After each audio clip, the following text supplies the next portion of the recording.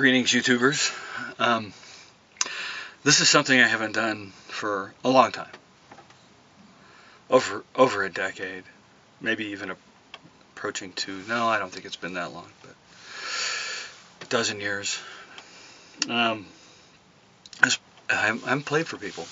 I mean, I play every once in a while. I didn't touch my guitar for about, I don't know, 10 years. For reasons that I won't get into, but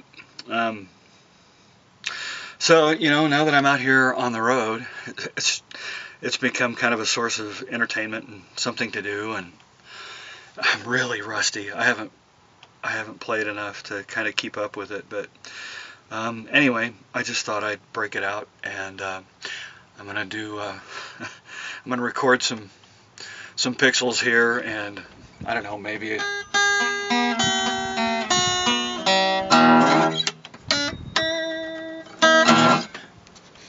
maybe it'll be worth keeping. We'll see.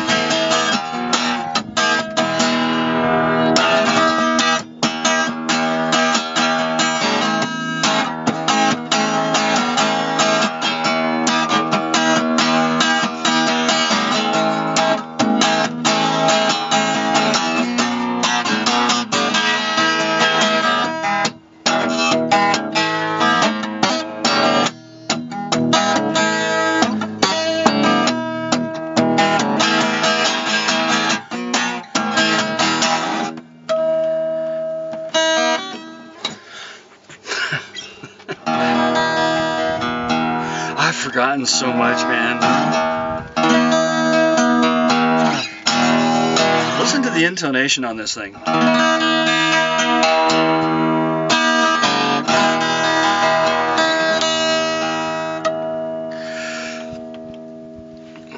I've been playing since I was about 10. I've said this on other videos, but I inherited an old 1937 Recording King that was manufactured by Gibson and marketed through Montgomery Ward's, and you could buy it for under $10 back in the day.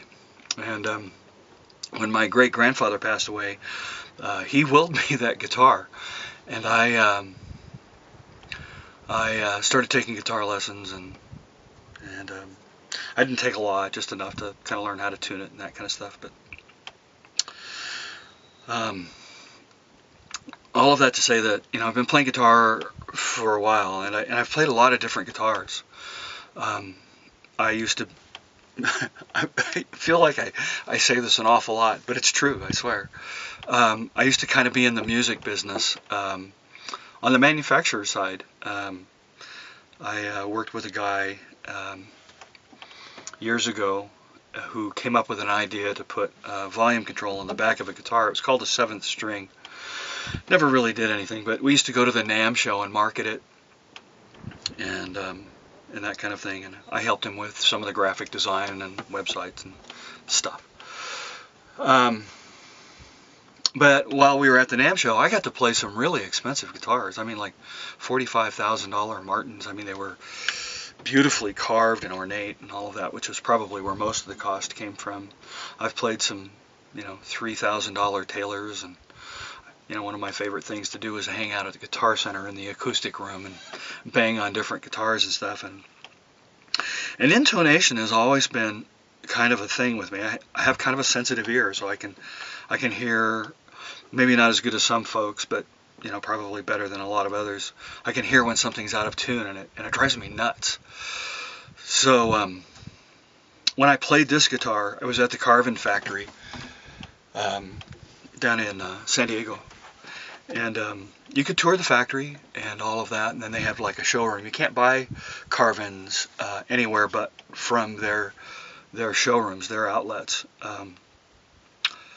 Kind of a weird story about all of that and how all of that happened, and I don't know all the details, but anyway, that's the only place that you can get these Martins, and they're not called Martin or Carvin, sorry. I said Martin, but it's Carvin. They're not called Carvin anymore. They're called something else. Starts with a K or something. Sounds Polish or I don't know. I don't know what the name is, but they don't make the acoustic guitars anymore. They still make their electrics, but that's it. But when I played this guitar, the intonation on it was just incredible. I mean, it's not perfect.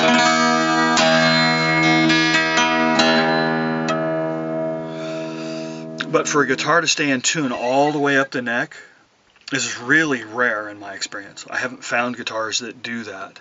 Even expensive ones, either they weren't intonated properly when I played them or something. I don't know what it was, but this one, just the intonation was just perfect on it.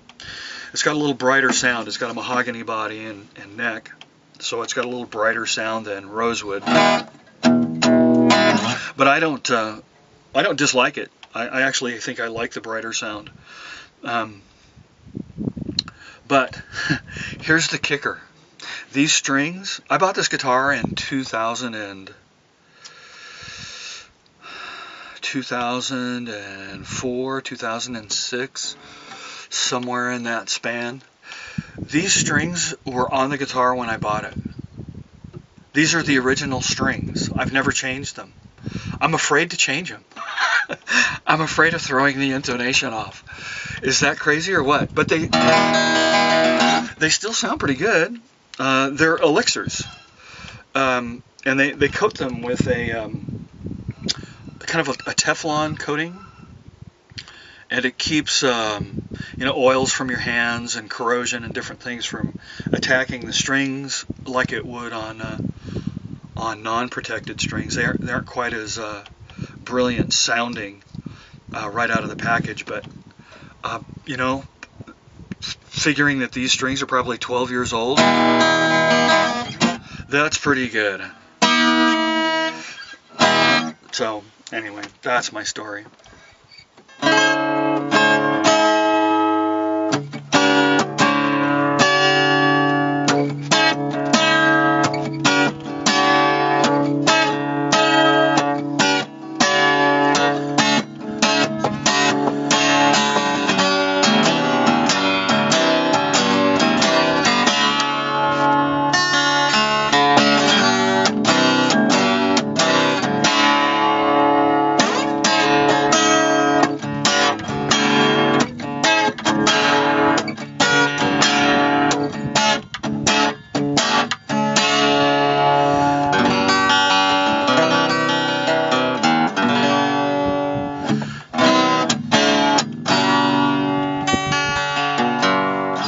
Anyway, alright. So, that's the video for today, guys. Love ya. See you later.